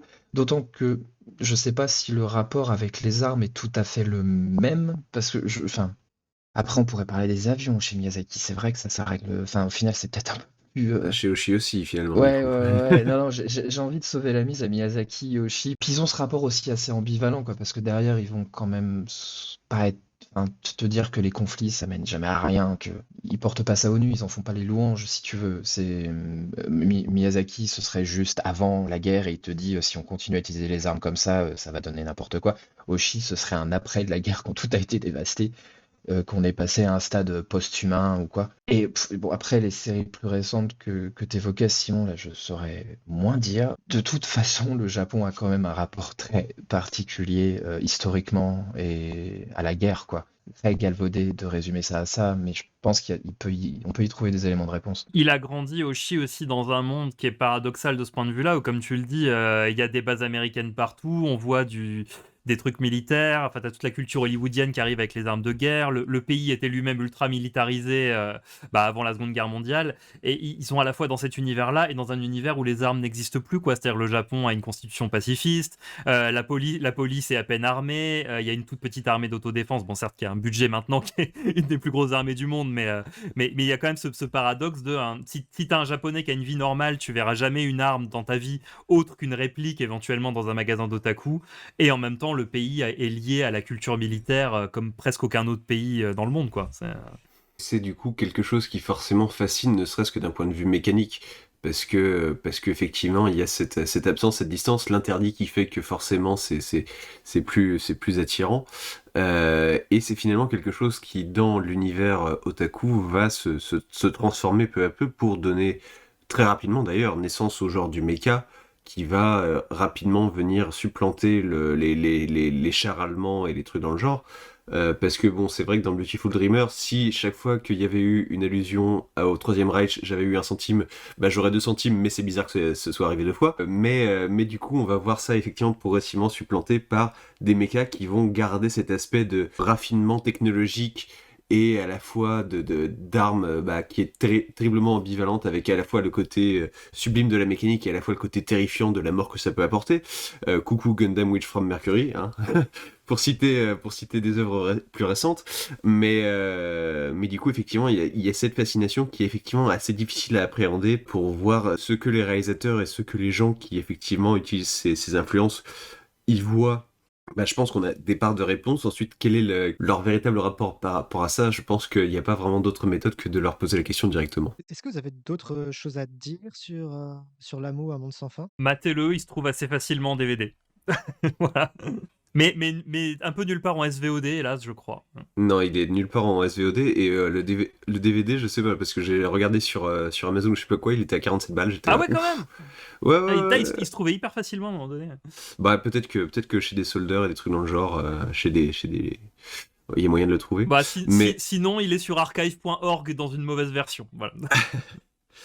moi, la seule chose que je voulais dire, j'y ai déjà fait allusion 2 fois, mais autant consommer le truc jusqu'au bout, c'est que c'est un film qui a été de façon assez évidente une influence pour Satoshi Kon, donc forcément, je pense que c'est quelque chose dans lequel on pourra trouver la suite un peu de ce qui a été développé dans Beautiful Dreamer, avec ce rapport au réel, etc., et cette réalisation qui fait qui laisse une place forte au subjectif. Mais ça n'arrive que 10 ans plus tard. Du coup, effectivement, avec par exemple Opus, le manga de Satoshi Kon, et puis les films qu'il va développer derrière. Donc voilà, si vous voulez trouver ce qui vient après Beautiful Dreamer, vous pouvez à la fois le voir dans l'œuvre de Hoshi et dans l'œuvre de Kon. Ouais, c'est un film fondateur, et genre, pour rajouter un truc qui soit pas faire la promo d'un DVD épuisé, les autres films de Urusei Yatsura sont aussi très intéressants, y compris, on en parlait tout à l'heure, ceux qu'il n'a pas réalisés, enfin ceux qui arrivent après, ils sont peut-être plus à réserver à des gens qui au moins ont lu le manga pour un peu plus comprendre ce dont il est question, notamment le 4e film qui en fait est une conclusion à l'animé, puisque l'animé n'a pas vraiment de conclusion, et le 4e film en fait est une belle fin, voilà, une série qu'il méritait. Et d'ailleurs, tant qu'on y est sur le manga, petit avertissement, si jamais vous êtes intéressé par Takahashi et du coup par Urusei Yatsura, c'est que l'édition que vous allez trouver dans les librairies actuellement de Urusei Yatsura, c'est en fait un best-of, Ouais. qui est juste en 2 tomes, avec des histoires qui était spécifiquement en couleur de Urusei Yatsura, ce qui n'est pas forcément très explicite quand on voit les tomes, du coup, voilà, soyez-en avertis, parce que sinon le manga n'a été édité en intégralité qu'une seule fois en édition Bunko par Glénat, qui est une édition qui fait l'affaire, mais bon, le format est quand même un peu complexe à appréhender, surtout pour des pavés de 300 pages. Elle est compliquée parce que c'est plus petit qu'un manga traditionnel, avec une pagination, enfin t'es sur du 400 pages par manga, c'est écrit en minuscule. 300, ouais, il faut, quand on a, comme moi, plus proche de 40 ans que de 20, il faut une loupe pour le lire, donc c'est un peu compliqué, mais ça se trouve encore, notamment, ça se trouve assez bien dans des bibliothèques municipales, voilà, des trucs comme ça en occasion, ça peut se choper, voilà. N'hésitez pas, c'est un manga qui est quand même assez chouette. Ouais. J'ai pas grand chose d'autre à ajouter pour ma part. On a dit du bien des mangas de Satoshi Kon en plus, donc au passage, non, c'est toujours bon.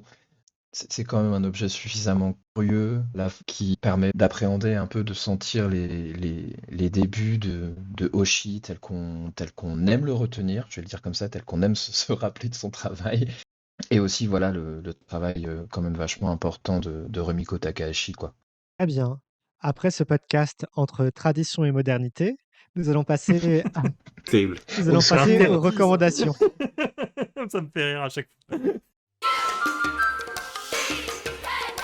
Les recommandations. Donc, à chaque fin de podcast, je vous informe qu'on recommande des œuvres, des séances, des événements qui nous ont marqués ces derniers temps. Je propose qu'on commence par les invités. Pourquoi pas Pégase?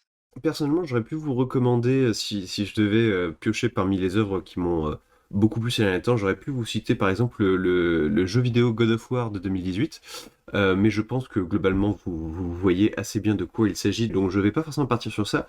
Ce sur quoi je vais partir, ça va être une recommandation un peu plus dispersée, ça va être si vous regardez la série actuelle de Urusei Yatsura d'ailleurs qu'on vous conseille, on n'en a pas beaucoup parlé, mais la série de 2022 est quand même beaucoup plus proche du manga évidemment que Beautiful Dreamer, mais très très chouette.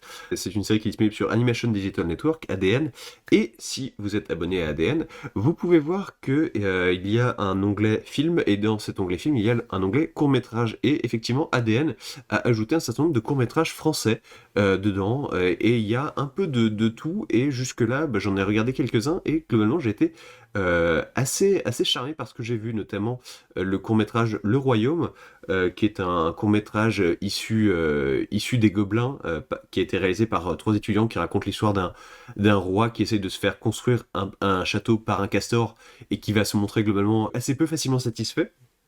C'est très très ludique, très chouette.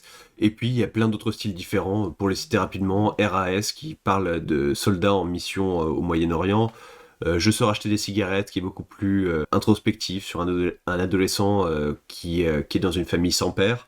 Good Job, qui raconte une histoire de stress au travail, on va dire. Bon, il y a plein de choses différentes. Il y a à boire et à manger, et globalement des trucs plutôt intéressants. Donc je vous conseille d'y jeter un œil si vous avez un abonnement à ADN. Ali? Je ne peux que surenchérir sur la catégorie film de ADN parce qu'elle est très peu mise en avant par le catalogue. Et que ce soit court-métrage, long-métrage ou AV, il y a énormément de choses qui sont très cool. Moi, je vais parler d'un jeu vidéo qui est sorti hier, le jour où on enregistre ce podcast, qui est un jeu que j'attendais énormément, qui est Octopath Traveler 2, qui est une exclue Nintendo Switch et qui est intéressante aussi en termes d'animation et en termes de mise en scène. Octopath Traveler, c'est un jeu qui était sorti il y a quelques années, un RPG qui était signé par Acquire pour le compte de Square Enix et qui s'était fait remarquer pour l'originalité de son dispositif, c'est-à-dire qu'on incarnait 8 personnages qui étaient un peu lancés sur les routes, chacun dans leur propre quête, et qui avait un petit peu le défaut d'avoir beaucoup de difficultés à maintenir le rythme, notamment parce que les 8 histoires étaient assez peu imbriquées les unes dans les autres, étaient pas toutes très intéressantes. Mais moi, j'avais bien aimé le dispositif et j'avais notamment bien aimé ce que ça faisait en termes de mise en scène, puisque c'était un jeu qui inaugurait une nouvelle technologie, en fait, un nouveau moteur de jeu qui s'appelait la HD 2D, qui permettait de poster de manière fluide des personnages en sprite, un peu pixel art, dans des environnements 3D sans que ça ait l'air d'être de la bouillie ou d'être ridicule, puisque ça donnait un peu l'impression que les personnages étaient dans des dioramas, en fait, d'avoir un peu des figurines dans des dioramas, avec un rendu qui était super intéressant sur tout ce qui était sur les avant-plans et les arrière-plans qui devenaient flous, en fait. C'est-à-dire que le focus était toujours sur l'avant-plan et les arrière-plans étaient flous mais beaux, ce qui permettait aussi de ne pas mettre la Nintendo Switch à genoux avec des mélanges de 2D, 3D comme ça. Il y a eu assez peu de jeux qui ont utilisé cette technologie depuis, parce qu'en fait, ça a été dit par des devs, surtout de Square Enix. Elle est horriblement difficile à utiliser pour que le rendu marche bien.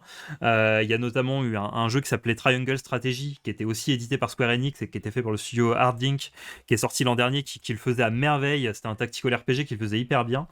Et là, donc, arrive Octopath Traveler 2, dont on savait qu'il était en développement, mais il n'avait pas été annoncé officiellement par Nintendo avant septembre dernier. Et ça, c'est un truc que j'adore quand l'industrie du jeu vidéo fait ça. Je dis ça au premier degré, j'aime bien quand il n'y a pas un délai énorme entre l'annonce et la sortie. Et en fait, là, ils annoncent le jeu en septembre dernier et le jeu sort moins de 6 mois plus tard. Donc ça, c'est assez cool, puisque là il vient d'arriver. Et en fait, il fait exactement tout ce que faisait Octopath Traveler en mieux. C'est-à-dire que les intrigues sont plus intéressantes, les personnages sont mieux développés, le système de combat qui avait aussi des problèmes parce que c'était un peu lent, les boss étaient tous des sacs à PV, enfin ça demandait de faire du grind et tout. Là, il n'y a plus du tout besoin de faire ça, enfin beaucoup moins en tout cas. Et surtout, c'est une pépite en termes de ce que tu peux faire, en termes d'animation, de sprite vidéoludique. Chaque personnage a des centaines et des centaines de poses, de mimiques, alors que c'est vraiment des petites bouillies de pixels, quoi. Il y a un personnage qui s'appelle Agnès, qui est un personnage de danseuse. Il y a des scènes où elle danse, c'est hyper beau. On a vraiment l'impression effectivement de voir un petit théâtre s'animer sous nos yeux. Les animations du moindre ennemi sont vraiment hyper chiadées. Il y a des décors qui sont très très inventifs. Il y a des jeux sur les textures qui donnent à la fois l'impression d'être vraiment à l'aventure sur des grands chemins, mais en même temps dans des tout petits dioramas où il va y avoir des animations sur l'eau, sur les nuages, sur les plantes qui sont hyper cool. C'est pas un jeu qui plaira à tout le monde, parce que encore on retombe dans ce truc de c'est plutôt 8 histoires qui vont se suivre en parallèle qu'un grand JRPG épique, la Chrono Trigger, Final Fantasy et tout. On est sur quelque chose qui est beaucoup plus intimiste. Chaque personnage va un peu vivre j'allais dire sa tragédie, mais pas forcément, hein, parce que dans l'histoire, t'en as autant des persos qui peuvent avoir perdu la mémoire ou avoir subi une perte terrible que juste quelqu'un qui veut devenir une vedette et qui va du coup aller de ville en ville pour devenir célèbre. Donc voilà, c'est plutôt 8 petits RPG en un qu'un grand RPG épique. Mais voilà, si vous avez été pas forcément super séduit par la proposition d'Octopath Traveler il y a quelques années, mais que vous auriez aimé avoir le même en mieux, ça vient de sortir et c'est hyper cool que vous vous intéressiez à l'histoire du RPG ou juste à voir des belles choses et des personnages bien animés dans un jeu qui utilise une technologie qui est très cool, qui est la HD 2D.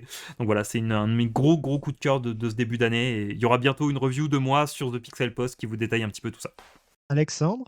Pour ma part, j'aimerais bien évoquer un film qui est sorti au début du mois, qui est le deuxième long métrage de Thomas Salvador, La Montagne. Thomas Salvador, il a un peu une double casquette. Son rêve de jeunesse, c'était d'être à la fois guide de montagne et cinéaste. Enfin, c'est comme ça qu'il le présente.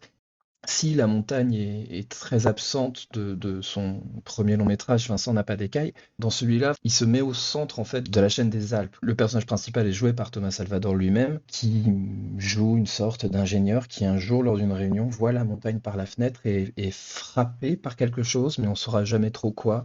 La caméra prend le temps d'observer cette fascination qui naît, mais qui est pas non plus une obsession maladive. Enfin, c'est un peu comme s'il essayait de dompter quelque chose auquel il aimerait se mesurer aussi. Enfin, c'est vraiment très plaisant en fait à regarder. J'étais très surpris par ce temps un peu long de le voir en train de discuter avec plein d'acteurs non professionnels qui sont également des alpinistes et le voir aussi escalader la montagne. Et il y a un personnage qui est joué par Louise Bourgoin, qui est restauratrice dans un petit restaurant perché dans les montagnes, dans une station, qui va être un peu son dernier lien avec le réel, quoi, son dernier mousqueton. Un des enjeux du film, c'est que petit à petit, cette fascination va se transformer en ivresse des hauteurs.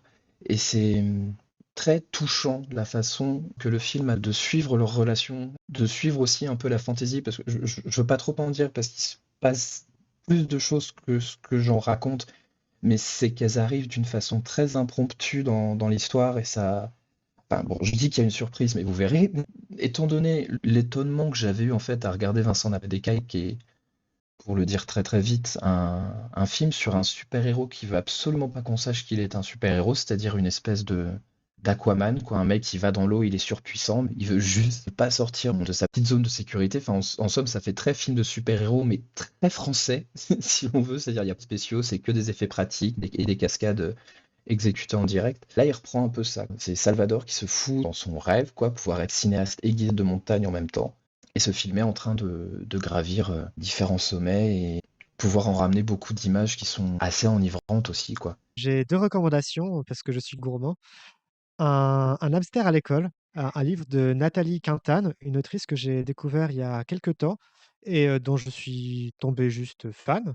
Un hamster à l'école, c'est quoi? C'est un livre d'un point de vue assez extrême d'une professeure des écoles qui, enfin du collège, qui, parle de sa condition, parle de son métier, de prof, plus généralement, mais avec un angle, assez étonnant. C'est-à-dire que Nathalie Quintane, c'est une prof plutôt extrême gauche, plutôt engagée, qui a écrit beaucoup de livres qui notamment à La Fabrique, qui est une maison d'édition plutôt à l'extrême gauche du spectre politique et qui va essayer de penser ce que peut être une écriture, qui «sert la lutte» entre guillemets, mais qui soit aussi une écriture, qui sorte des carcans, dans lequel on l'enferme habituellement.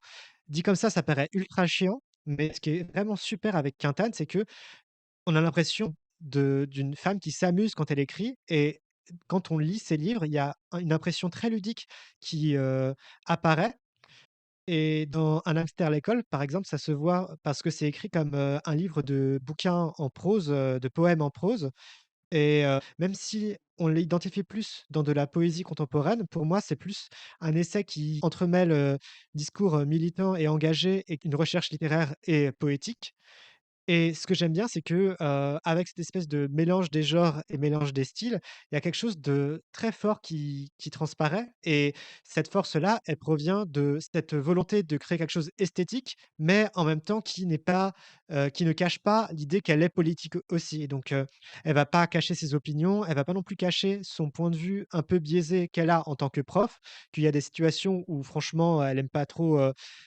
enseigner à des enfants qui lisent que des mangas, Salut John. mais en même temps, elle va pas cacher qu'il y a une sorte de formatage, des esprits qui se joue dans la manière dont on enseigne et dans les discours qui peuvent transparaître chez les parents et notamment, elle évoque, des oraux de bac où elle se rend compte qu'en tant que juré, ce qu'on attend des élèves qui passent l'oral, c'est, juste, qu'ils ressortent, ce que Le Figaro veut bien dire, par exemple. Donc, c'est c'est un ouvrage qui est aussi super drôle, vraiment, j'ai trouvé ça vraiment marrant à lire, plein d'ironie.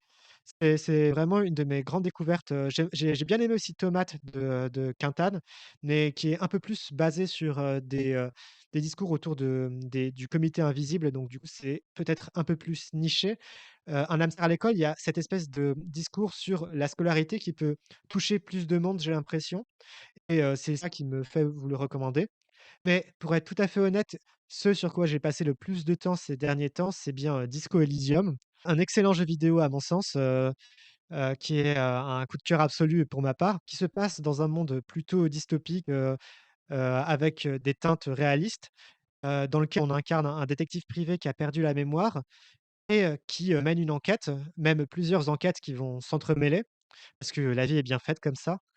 Et ce qui est assez chouette, c'est que j'ai vraiment l'impression c'est un jeu narratif et la majorité des jeux narratifs, j'ai l'impression qu'on me dirige vers un couloir sans qu'on me laisse vraiment, la possibilité de m'intégrer à l'univers, même si, on me dirige dans cet univers-là.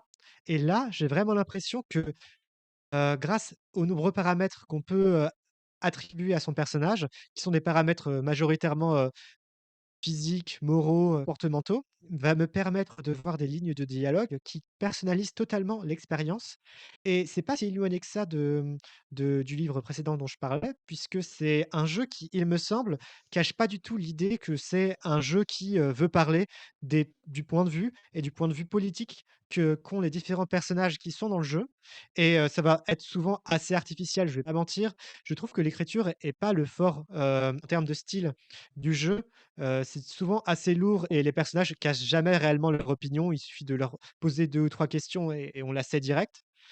Mais c'est pas vraiment ça qui importe. Ce qui importe, c'est cette idée d'être plongé dans un monde et de nous donner des clés et des armes ludiques pour, s'approprier l'expérience dans ce monde-là et quand même découvrir des choses profondes qui passent certes par quelque chose qui est artificiel, mais qui finalement va révéler des choses, plus détaillé sur les personnages et sur l'univers qui va être décrit. Et donc j'ai rarement, été autant plongé dans un monde de jeux vidéo par cette espèce de liberté qu'on accorde, liberté conditionnelle on pourrait dire, hein, mais liberté quand même qu'on accorde aux joueurs, qui me permet de vraiment vivre cette expérience comme, quelque chose de personnel.